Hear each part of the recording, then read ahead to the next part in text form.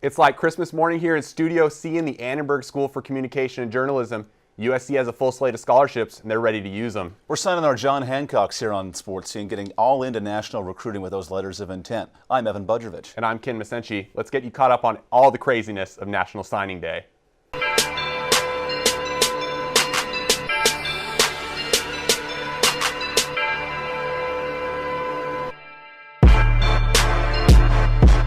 First, let's show you where USC ranks in the country with their 2015 signing class. USC's march back to national title contention has taken a huge leap forward with this top 5 rating.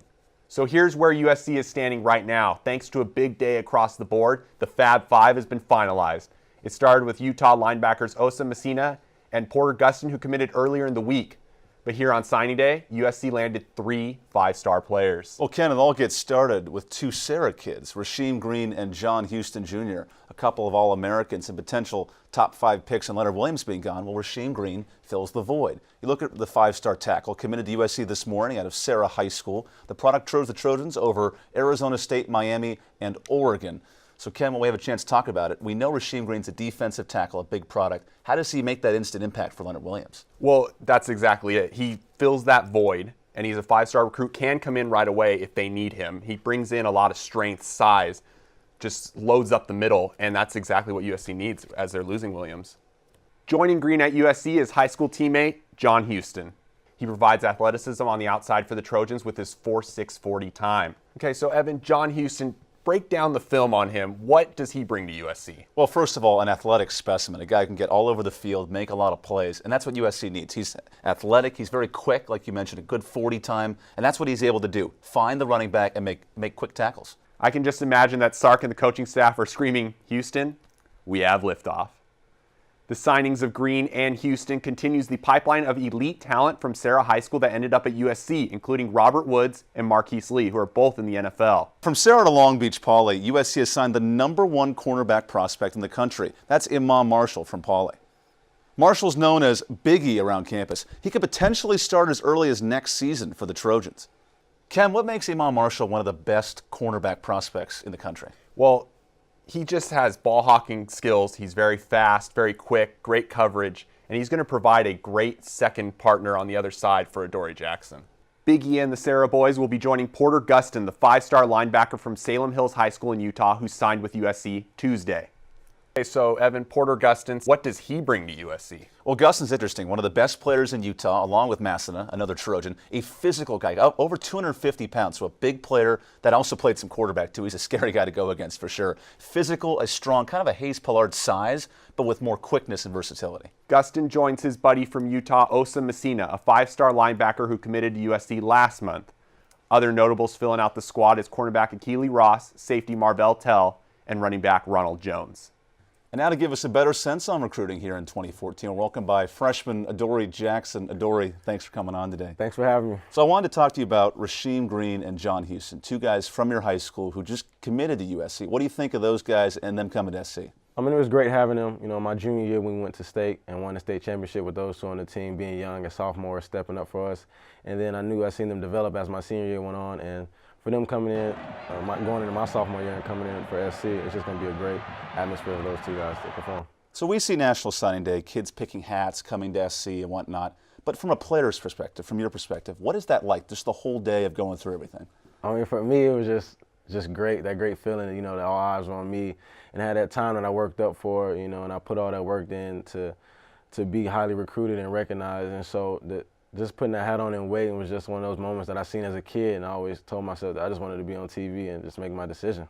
So kind of on a lighthearted note, what was it like, that process? I know you had a Gatorade bottle, you had some track shoes. Just for you, when you finally got to that, I'm picking the USC cap.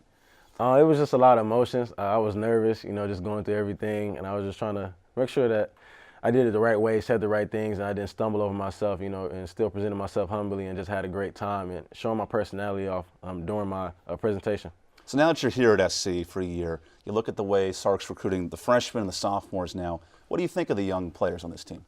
For us, you know, we're on the rise and the up, and being in the penalties that we had, and you see everybody now want to come in and collab with us because they see that even though we're in this little storm that we still are prevailing through, and like you said, our motto is just fight on, and we're just going to keep fighting on until, you know, things get back to they were in the past. So at the beginning of our show, we have the highlight of you flipping in the Nebraska Bowl game. I know you didn't plant the landing, but kind of talk us through that play and what was it like for you scoring that big touchdown? For me, it was just great because I got off the phone with my dad before the game, and he couldn't make it. And so he told me one of the things was just do something for him. I scored a touchdown, and when I scored a touchdown, I was just thinking just do a front flip, so he knew that something was for him. And my emotions was just, I was just excited to make a big play and be impactful in the bowl game. So, Dory, you're a communications student here. I know you have some interest in the broadcasting. Right. So now we got you here in Annenberg. I kind of want you to play it around. Give me your best broadcast impersonation of a big play or a big moment for you. Oh, my goodness. All right.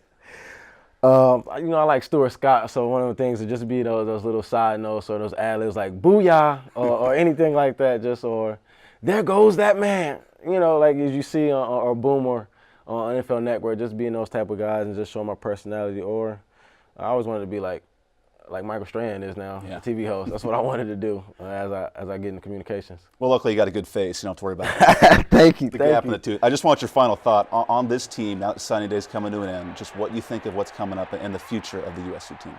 The future is, we're just going to still stay humble and do everything that we've been doing and not try to get outside of what everybody else is projecting us as. You see ESPN got us the top 4 team coming in. We're still just going to play ball and try to finish out strong and carry that momentum that we had from last year into next year. So an exciting 2015 coming up. Adoree Jackson, big part of that. Thanks for coming on. Thanks for having me. Best of luck this season. Thank you. So here with Jeremy Bergman. So first off, how do you think Sarkisian did? I think there's no doubt that Sark had one of the best recruiting classes that, one, he's ever had, and two, the best recruiting class that he's had as a head coach in college football. He's had 18 4-star recruits at least. He just nabbed 4 5-star recruits today. There's no doubt that finally, after so many years of USC Trojan fans asking whether we can have both quantity and quality, finally, under the second year of Sark, we have a class that has quality and quantity. I don't think any USC fan could ask for anything more. So talk to me about how does this affect the depth chart? Well, we lost a lot of people on defense, and that was our biggest weakness. Leonard Williams, Josh Shaw, Hayes Pollard, but USC recovered greatly by getting John Hewson as linebacker, Iman Marshall and cornerback. Pretty much we're filling the spots that we lost. So I think we're looking forward to a very good year of USC Trojans fitting the spots. Keep on going. So you mentioned Marshall, you mentioned Green. Who do you think is going to have the greatest impact immediately and then also down the line 3-4 years from now? Iman Marshall was the top athlete coming out this year and the best athlete that USC could have nabbed. With losing Josh Shaw and Kevon Seymour being a great cornerback, but maybe Iman Marshall being a little more athletic, I think Iman Marshall is going to be the most important player in USC's class. He could come in and be tops with Adoree Jackson and really give the spread offenses in the Pac-12 really big fits. And last question, where does this put USC in terms of Pac-12 and also national playoff contention? I know a lot of USC fans are just waiting for USC to get back to the good old Pete Carroll glory days where we were blowing out teams every week, where we were top of the Pac-12 no matter what. It may take one more year, in my estimation, to get there. Remember, Steve Sarkisian won 9 games last year, and there wasn't really a lot of a conversation about the problems with the talent. It was about the coaching. So I think Sark has to get into the mindset of being a top Pac-12, top national coach before USC can actually compete for a national championship. The Pac-12 title and the Pac-12 South title are very much achievable, but I think let's hold our Trojan horses before we get too far into this conversation. Okay, thank you, Jeremy, for that. That is the edition of Trojan Horse. Shifting gears, it's time to wrap up all of the latest USC sports news from around the campus. It's Evan's favorite segment. It's lighting the torch. The men's basketball team heads up to Northern California for a road trip this weekend to try and get a conference victory. Heartbreak was followed by humiliation for the Trojans as they fell to Colorado in triple overtime on Thursday and number 11 Utah this past Sunday. The Trojans scored just 12 points in the first half of that Sunday loss. It was their biggest loss of the season. They look to rebound against Cal on Thursday and Stanford on Sunday. Meanwhile, the number 1 team in the land in tennis is back home on Saturday as the men's tennis team has a doubleheader. The Trojans took down 2 top 20 opponents this past weekend, including a sweep of number 7 Georgia in the Pac-12 SEC showdown. They look to repeat their success as they take on UC Irvine and San Diego State on Saturday. Heading over to the field now, the women's lacrosse team kicks off a season this weekend.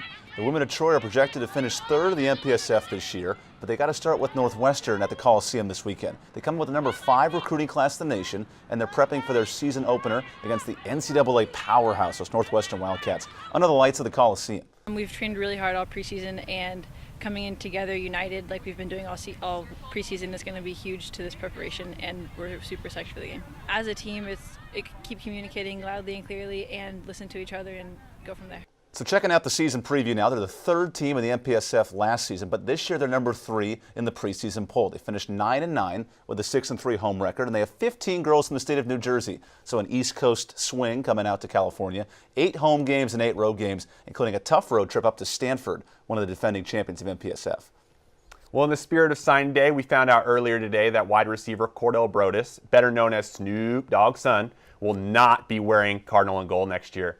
Brodus chose to go to rival UCLA. It might come as a surprise given that Snoop Dogg is familiar at USC. The rapper has been a common sight on the sidelines at USC football games and practices back when Pete Carroll was a coach. So talk to me about Brodus, 4-star recruit out of Bishop Gorman in Las Vegas. What does he bring to UCLA?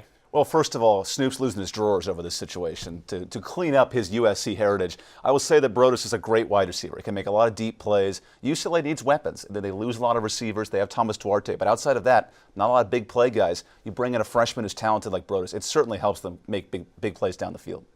Over the next 4 years, when little Snoop comes to the Collie, Trojan fans hope he drops every pass like it's hot.